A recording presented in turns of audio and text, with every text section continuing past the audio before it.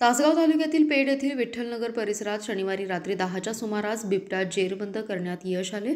शिवाजी बापू शेंडगे यांच्या घराजवळील कोंबड्यांच्या मोठ्या खुराड्यात बिबट्या जेरबंद झाला। खुराड्यातील 45 कोंबड्यांपैकी 15 कोंबड्या बिबट्याने फस्त केल्या। वन विभागाच्या पथकाने तातडीने घटनास्थळी धाव घेत बिबट्याला जेरबंद केले। ग्रामस्थांच्या सतर्कतेने बिबट्या जेरबंद करण्यात यश मिळालं। बिबट्या पकडला गेल्याने नागरिकांनी सुटकेचा निश्वास सोडला। पेड येथील विठ्ठलनगर येथे शिवाजी बापू शेंडगे यांचं घर आहे। घराशेजारी त्यांचं कोंबड्यांचं मोठं खुराडं असून त्यामध्ये कोंबड्या होत्या। रात्रीच्या वेळी खुराड्याच्या दरवाजाला कुलूप लावायचं ते विसरले होते। रात्रीच्या वेळी बिबट्या कोंबड्या खाण्यासाठी आत शिरला आणि सुमारे 15 कोंबड्यांचा फडशा पाडला। खुराड्याचा दरवाजा आतील बाजूस उघडत असल्याने बिबट्याला बाहेर पडता आलं नाही। खुराड्यात 39 कोंबड्या आणि 6 कोंबडे होते। बिबट्याने सुमारे 100 ते 125 किलो वजनाचा हा असावा असं प्रत्यक्षदर्शींनी सांगितलं, तर बिबट्या 3 ते 4 वर्षाचा असावा असंही वन अधिकाऱ्यांनी सांगितलं। रात्री 10च्या सुमारास कोंबड्यांचा फडफडण्याचा आवाज आल्याने शिवाजी शेंडगे बाहेर आले। त्यांना खुराड्यात बिबट्या ओळखता आला नसल्याने मोठे कुत्रे बसल्याचं दिसलं। घरातील लोकांना कुलूप लावता येत नाही का अशी विचारणा करताना त्यांचा नातू साहिल बाहेर आला। त्याने हा कुत्रा नसून बिबट्या असल्याचं सांगताच सर्वांची भांबेरी उडाली आणि सर्वजण घाबरून गेले। आवाज आल्याने आजूबाजूचे शेजारी जमा होऊन त्यांनी सदर खुराड्याला मोठा पत्रा लावून बिबट्या बाहेर येणार नाही याची दक्षता घेतली आणि वन विभागाशी संपर्क साधला। तासगाव तालुक्यातील योगेवाडी गावच्या शिवारात मालवाहतूक करणारी पिकअप आणि कारचा भीषण अपघात झाला। या अपघातात 2 तरुणांचा जागीच मृत्यू झालाय, तर 3 जण गंभीर जखमी झालेत। एका क्षणात 2 कुटुंबांवर दुःखाचा डोंगर कोसळला असून गावात शोककळा पसरली आहे। सकाळी 7:30 ते 8च्या सुमारास जितेंद्र रमेश मोरे यांनी भरधाव वेगात आणि निष्काळजीपणे गाडी चुकीच्या दिशेने आणली। समोरून येणाऱ्या महिंद्रा पिकअप गाडीला जोरदार धडक दिल्याने भीषण दुर्घटना घडली। या धडकेत सोपान मारुती सरगर आणि ज्ञानू सरगर यांचा जागीच मृत्यू झाला। या अपघाताची बातमी कळताच गावात हळहळ व्यक्त झाली आहे। घराचा करता गमावला, 2 तरुणांचं आयुष्य क्षणात संपलं। अश्रुपूर्ण डोळ्यांनी नातेवाईकांचं दुःख ओसंडून वाहत होतं। अपघातात आरोपी जितेंद्र मोरे, रमेश लिंगप्पा मोरे आणि रंजना रमेश मोरे हे गंभीर जखमी झाले असून त्यांच्यावर उपचार सुरू आहेत। अपघातात दोन्ही वाहनांचं मोठं नुकसान झालंय। या प्रकरणी मृत तरुणांचा भाऊ नामदेव मारुती सरगर यांनी तासगाव पोलीस ठाण्यात फिर्याद दाखल केली असून त्यांच्याविरुद्ध गुन्हा नोंदवण्यात आलाय। पोलीस उपनिरीक्षक घोरपडे या घटनेचा तपास करत आहेत। अपघातानंतर परिसरात हळहळ आणि संताप व्यक्त होतोय। इस्लामपूरसह परिसरातील आज दुपारी जोरदार पावसाने इस्लामपूरच्या रविवारच्या आठवडी बाजारावर पावसाचा मोठा परिणाम झालाय। बाजारपेठेतील रस्त्यांवर आणि चौकाचौकात पाण्याचे ओढे निर्माण झाल्याने सर्वत्र पाणीच पाणी चोहीकडे अशी स्थिती निर्माण झाली आहे। पावसाच्या पाण्यात भाजीपाल्याचं मोठ्या प्रमाणात नुकसान झालं, त्यामुळे पुन्हा एकदा तहसील कार्यालय परिसरातच आठवडी बाजार भरलाय। इस्लामपूर भाजी मार्केटचं काम सुरू आहे, त्यामुळे तहसील कार्यालय परिसरात भरणारा आठवडी बाजार हा काही दिवसांपासून अंबिका मंदिर, अंबिका उद्यान, वाकोबा मंदिर, शंभूआप्पा मठ परिसरात गुरुवार आणि रविवार भरवला जातोय। आज सकाळपासूनच खरेदीसाठी नागरिक मोठ्या संख्येने बाजारात आले होते, मात्र दुपारी अचानक आलेल्या पावसामुळे भाजी विक्रेत्यांची त्रेधा तिरपीट उडाली। पावसाचं पाणी तात्पुरत्या उभ्या केलेल्या तंबू भाजी विक्रेता स्टॉलमध्ये शिरलं। भाजीपाला, फळे, धान्य ओलाव्यामुळे खराब झाले, त्यामुळे भाजी विक्रेत्यांचं हजारो रुपयांचं आर्थिक नुकसान झालंय। नागरिकांना पाणी आणि चिखलातून मार्ग काढणंही मोठं अवघड झालं। किरकोळ खरेदीसाठी आलेले अनेक जण परत फिरले। पावसाळा आला की दरवर्षी हाच त्रास सहन करावा लागतो। निचऱ्याची कोणतीच सोय होत नसल्याने पाणी साचून राहते, त्यामुळे व्यवसायावर मोठा परिणाम होतो। या परिस्थितीमुळे व्यापारी आणि ग्राहक प्रशासनावर नाराज आहेत। स्थानिक व्यापाऱ्यांनी प्रशासनाकडे पाणी निचऱ्याची मागणी केली आहे।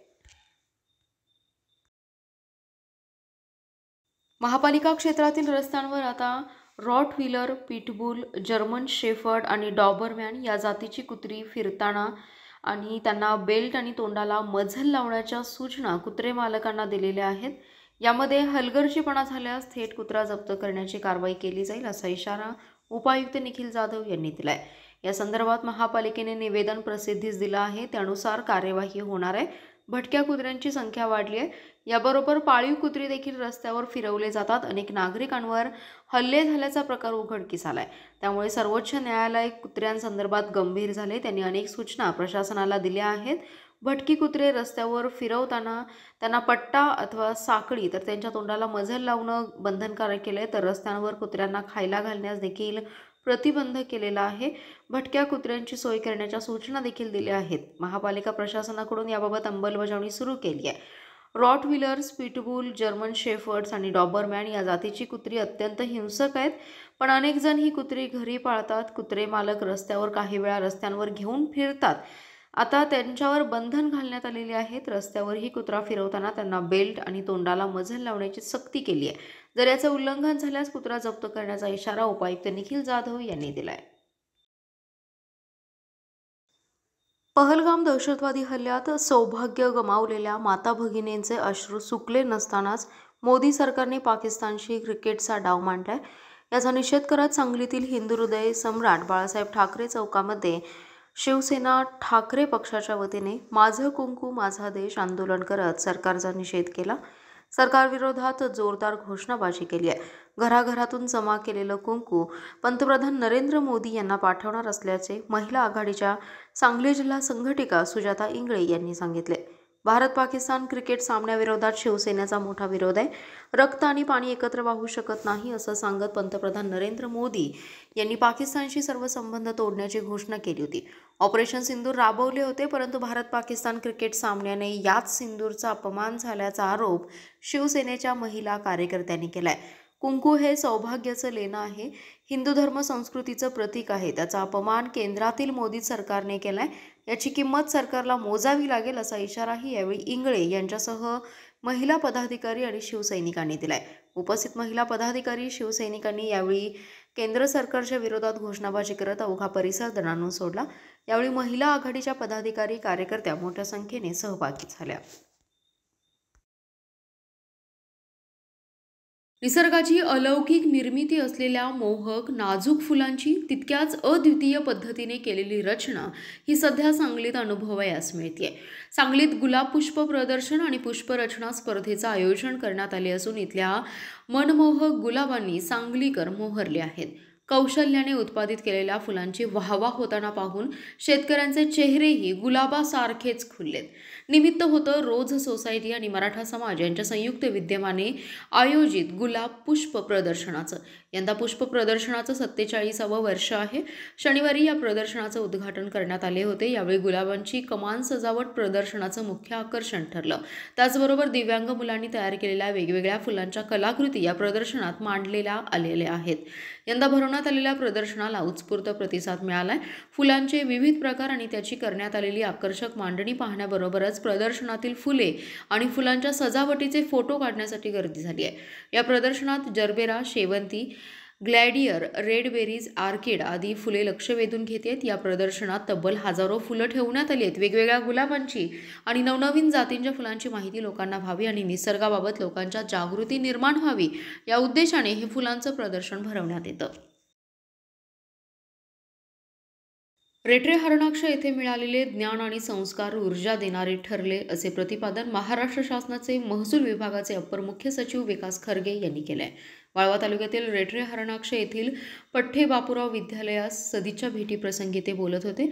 याप्रसंगी जिल्हाधिकारी अशोक काकडे, प्रांताधिकारी श्रीनिवास अर्जुन, तहसीलदार सचिन पाटील, संस्थेचे अध्यक्ष बी.डी. पवार, सचिव सुजित मोरे, संचालक संपत मोरे, दत्तात्रय पवार, विकास मोरे, सुचित्रा पवार, एम.जी. कुलकर्णी, डॉक्टर नरेंद्र पवार, युवा नेते उमेश पवार, बाळासाहेब वाकळे, मुख्याध्यापक विजय भोसले, सरपंच शुभांगी बिरमुळे, उपसरपंच अभिजित मोरे यांची प्रमुख उपस्थिती होती. विकास खारगे पुढे म्हणाले, आई वडील आणि शिक्षक यांच्या प्रभावामुळे जीवनाची वाट सुलभ बनते. माझे घर, माझी शाळा, येथील जंगली महाराज मंदिर, गुरुजनांचे संस्कार या सर्वांचा माझ्या जीवनावर खोल परिणाम झाला. माझ्या जडणघडणीत मंगल जगताप मॅडम, गोखले आणि महाजन सर यांनी मला घडवलं. आपल्या जीवनाला शिक्षक आकार देतात. शाहीर पठ्ठे बापूराव यांनी गावचा नावलौकिक वृद्धिगंत केला. गावचं नाव मोठे करणाऱ्या व्यक्तींच्या गावासाठी शासनाने भरभरून निधी द्यायला पाहिजे. येथील बहुउद्देशीय सभागृहासाठी शासन स्तरावर सर्वतोपरी सहकार्य करू असं आश्वासन दिलं. इस्लामपूर शहरातील मार्केट यार्ड परिसरात कृषी उत्पन्न बाजार समितीच्या समोर भर दिवसा विशाल शेखर काळे या तरुणाचा चाकूने वार करत दोघांनी निर्घुण खून केला. शनिवारी दुपारी 3:30 वाजता हा प्रकार घडलाय. या प्रकरणी दैवत बिरजा पवार आणि पवन बिरजा पवार या दोघांविरोधात इस्लामपूर पोलिसात गुन्हा नोंद करण्यात आलाय. रात्री उशिरापर्यंत खुनाचं नेमकं कारण स्पष्ट झालं नव्हतं. हल्लेखोर तरुणांना शोधण्यासाठी पोलिसांनी पथके रवाना केली आहेत. शनिवारी दुपारी 2:15च्या दरम्यान मार्केट यार्ड परिसरात पारधी विशाल काळे आणि दैवत पवार, पवन पवार यांच्यात वाद सुरू होता. वाद वाढत गेला तेव्हा पवार बंधूंनी विशालवर चाकूने जोरदार हल्ला केला. विशालच्या कमरेच्या वर मांडीवर जखमा झाल्या. वर्मी बसल्याने जीवाच्या आकांताने विशाल ओरडत होता. यावेळी पाऊस सुरू होता. त्या ठिकाणीच रक्तस्राव होऊन त्याचा जागीच मृत्यू झाला. मद्यप्राशन करून पारधी तरुणांच्यात दररोजच वादावादी आणि बाचाबाचीचे प्रकार घडत असल्याने परिसरातील नागरिकांनी याकडे दुर्लक्ष केलं. शनिवार असल्याने मार्केट यार्ड परिसरातील दुकाने बंद होती. नागरिकांनी रक्ताच्या थारोळ्यात पडलेल्या तरुणाला पाहिल्यानंतर पोलिसांना कळवलं. घटनास्थळी बघ्यांची मोठी गर्दी झाली. अतिरिक्त पोलीस अधीक्षक कल्पना बारवकर यांनी घटनास्थळी भेट दिली. पोलीस निरीक्षक संजय हारुगडे यांना तपासाबाबत सूचना केल्या. सहाय्यक पोलीस निरीक्षक सागर वरुटे आणि पोलीस पथकाने घटनास्थळी धाव घेतली. याबाबतची फिर्याद सुखना लोमट्या काळे यांनी दिली आहे. अधिक तपास पोलीस करत आहेत.